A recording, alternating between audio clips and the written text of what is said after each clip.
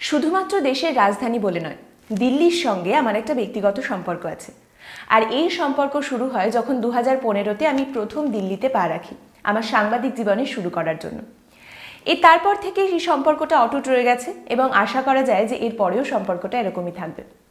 কিন্তু ব্যক্তিগত কথা থাক, আজকের পর্বটা শুরু করব দিল্লির এক অটো চালকের কথা দিয়ে।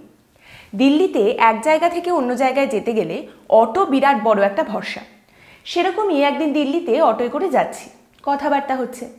এমন সময় অটো চালক হিন্দিতে বলে উঠলেন, দিল্লিতে দিল্লির লোক বেশি নেই ম্যাডাম, দিল্লিতে সব থেকে বেশি বাইরের লোকজন আছে। কি ছিল এই রাজ্যটা? ইংরেজরা আসার আগে 14টা গেট ছিল, আর ইংরেজরা যাওয়ার পরে পড়ে রইল 5টা। তারই মধ্যে দিল্লির চলাফেরা। যত সময় এগোতে লাগলো তত বিভিন্ন রাজ্য থেকে মানুষ আসতে শুরু করলেন দিল্লিতে। আর আজকে দেখুন, দিল্লিতে পা ফেলার জায়গা নেই। আজকে যদি দিল্লির নির্বাচনের বিষয়ে কথা বলতে হয়, দিল্লির নির্বাচনটা যদি বিশ্লেষণ করতে হয়, তাহলে এই কথাটা বারবার ফিরে ফিরে আসে। দিল্লিতে এই যে পপুলেশনটা আছে, এটা খুব মিক্সড ব্যাগ একটা পপুলেশন। মানে এখানে উত্তরাখণ্ডের মানুষ রয়েছেন, উত্তরপ্রদেশের মধ্যপ্রদেশের মানুষ রয়েছেন, বিহার ঝাড়খণ্ডের মানুষ রয়েছেন, এমনকি পশ্চিমবঙ্গের মানুষও রয়েছেন। আপনি যদি দিল্লির চিত্তরঞ্জন পার্কে যান, দেখবেন 10 জনের মধ্যে 9 জন বাংলায় কথা বলছেন। এনারা সবাই আজ থেকে 30-40 বছর আগে দিল্লিতে গেছেন, জমি কিনেছেন, বাড়িঘর তৈরি করে এখন সেখানে রয়েছে। এবার এই মানুষগুলো শুধুমাত্র দিল্লিতে যে ঘটনা ঘটছে সেইটার উপর ভিত্তি করে কিন্তু দিল্লি নির্বাচনের দিকে তাকান না। তাদের হোমস্টে, তাদের নিজেদের রাজ্যে কি ঘটছে সেটাও কিন্তু দিল্লির নির্বাচনের উপর একটা প্রভাব ফেলে। এবং তাদের নিজেদের হোমস্টেটে তাদের যে দলকে পছন্দ সেই দিকেও কিন্তু তারা একটু ঝুঁকে থাকেন। এইটা দিল্লির নির্বাচনের একটা পিকিউলিয়ারিটি। আর দিল্লির এই যে ইলেকটোরাল পপুলেশন আছে, এর দ্বিতীয় পিকিউলিয়ারিটি হচ্ছে দিল্লিতে আপনি 4 পা অন্তর অন্তর একটা বড় ডিভাইড দেখতে পাবেন এবং সেটার একটা নিজস্ব প্রভাব রয়েছে। মানে দিল্লিতে এমন কিছু জায়গা রয়েছে যেটা ভয়ঙ্কর বড় লোকের জায়গা, সাংঘাতিক বড় লোকেরা সেখানে থাকেন। আবার কিছু জায়গা রয়েছে যেখানে গিয়ে আপনি দাঁড়ালে চারপাশের পরিস্থিতি, রাস্তাঘাট দেখে ভাবতেই পারবেন না যে আপনি দেশের রাজধানীতে দাঁড়িয়ে আছেন। আবার দিল্লিতে এরকম জায়গাও রয়েছে যেখানে একটা নির্দিষ্ট ধর্মের মানুষের প্রভাব খুব বেশি এবং তারা অন্য কোনো ধর্মের মানুষের দিকে একটু আর চোখে তাকান। আবার এর থেকে পুরো উল্টো জায়গাও রয়েছে। মানে দিল্লিতে এই সমস্তটাই দেখা যায়। দিল্লি আমাদের দেশের রাজধানী। দিল্লিটা আমাদের গোটা দেশের একটা ছোট স্যাম্পল বলতে পারে। আমাদের গোটা দেশে যত ডাইভার্সিটি, যত রকম জিনিসপত্র দেখা যায়, দিল্লিতে ছোট স্কেলে সেই সবটাই দেখা যায়। এবারে এই দুটো জিনিসকে মাথায় রেখে আমরা একটু স্ট্যাটিস্টিক্সের দিকে এগোই।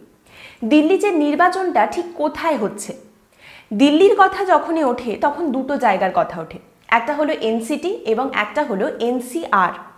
এনসিআর মানে হলো ন্যাশনাল ক্যাপিটাল রিজিয়ন। দিল্লি আমাদের দেশের রাজধানী এবং যত সময় এগিয়েছে তত দেশের রাজধানীকে ঘিরে একটা বৃত্ত তৈরি হয়েছে। বেশ কিছু জায়গা যেগুলো খাতায় কলমে দিল্লির অন্তর্গত নয়, কাজের ক্ষেত্রে সেগুলোকে দিল্লির অন্তর্গত হিসেবেই ধরা হয়। সব থেকে ভালো উদাহরণ হচ্ছে নয়ডা এবং গুরগাঁও, বা যেটার এখন নাম হচ্ছে গুরুগ্রাম। নয়ডা হলো উত্তরপ্রদেশে এবং গুরগাঁও বা গুরুগ্রাম হলো হরিয়ানাতে, কিন্তু এগুলোকে দিল্লির অন্তর্গত হিসেবেই ধরা হয়। এগুলো এনসিআর এর মধ্যে পড়ে।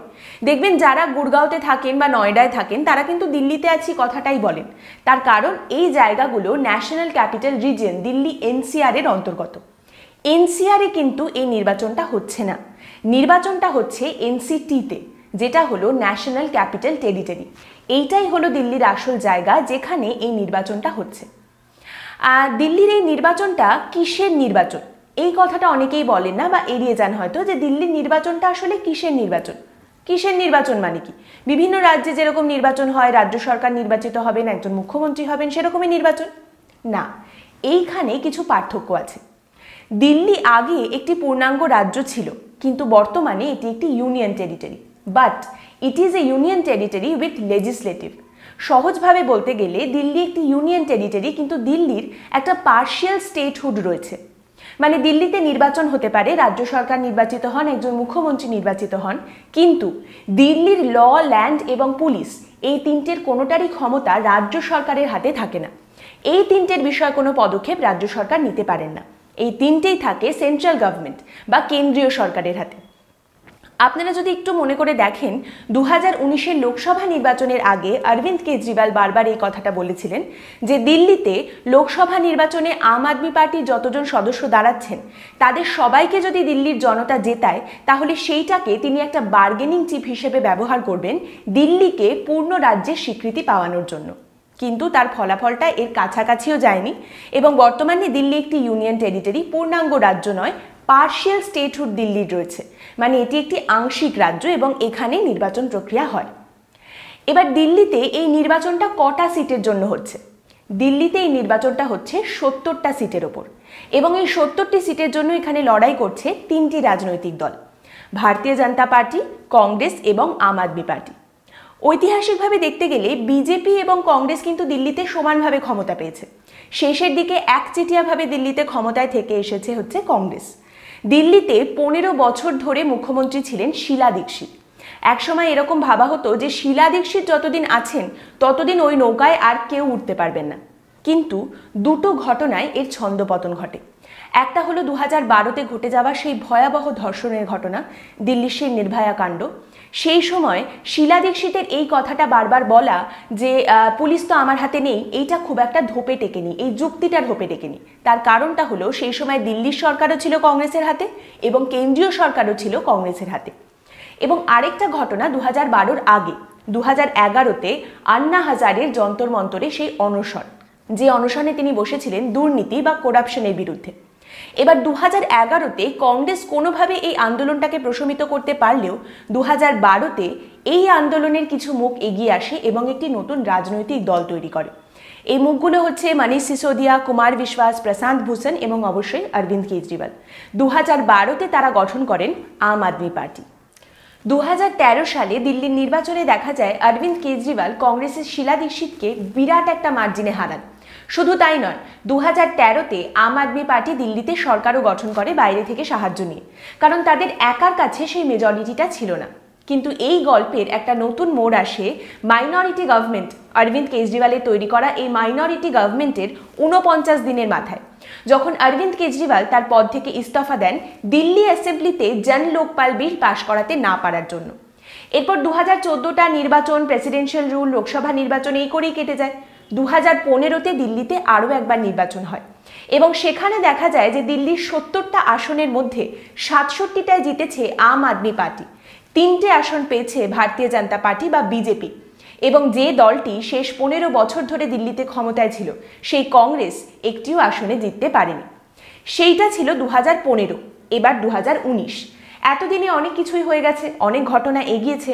2014-র পরে 2019-এ বিজেপি আরও একবার দেশে সরকার গঠন করেছে, নরেন্দ্র মোদী আরও একবার প্রধানমন্ত্রী হয়েছেন। আম আদমি পার্টির যারা ফাউন্ডিং মেম্বার ছিলেন, যারা গোড়াপত্তন করেছিলেন, তাদের মধ্যে কিছু মানুষ দলটা ছেড়ে চলে গেছেন, কিছু মানুষ থেকেও নেই। আর আম আদমি পার্টি দিল্লি ছাড়া অন্য কোনো রাজ্যে কিন্তু তাদের প্রেজেন্সটা সেইভাবে বিস্তার করতে পারেনি। হরিয়ানাতে তারা কিছুটা সাফল্য পেয়েছে, কিন্তু সেটাও মোটামুটি ওই নায়েরই সমান। কিন্তু দিল্লিতে তারা আগের থেকে অনেক বেশি শক্তিশালী এবং সুরক্ষিত। দিল্লিতে তারা বেশ জোরদার একটা রাজনৈতিক লড়াই দিতে সক্ষম, যেটা এবারের নির্বাচনে অত্যন্ত দরকার। দিল্লির নির্বাচন হবে 8ই ফেব্রুয়ারি এবং তার ফলাফল প্রকাশিত হবে 11ই ফেব্রুয়ারি। এই 70টি আসনে ভোট দেবেন 1.46 কোটি মানুষ, যার মধ্যে 80 লক্ষ মানুষ পুরুষ, 66 লক্ষ মানুষ মহিলা এবং 815 জন মানুষ নিজেদেরকে তৃতীয় লিঙ্গ বা থার্ড জেন্ডার হিসেবে চিহ্নিত করেছেন। এই নির্বাচনে লড়াই করবে 3টি রাজনৈতিক দল, আগেই বলেছি, ভারতীয় জনতা পার্টি, কংগ্রেস এবং আম আদমি পার্টি। আমরা দিল্লির নির্বাচনের এই বিশ্লেষণ নিয়ে দুটো পর্বে এই পর্বটাকে ভাগ করে দিয়েছি। দ্বিতীয় যে ভাগটা সেটা আজকে সঙ্গে সঙ্গেই প্রকাশিত হয়েছে, তার লিঙ্কটা আমরা কমেন্টে দিয়ে রাখবো।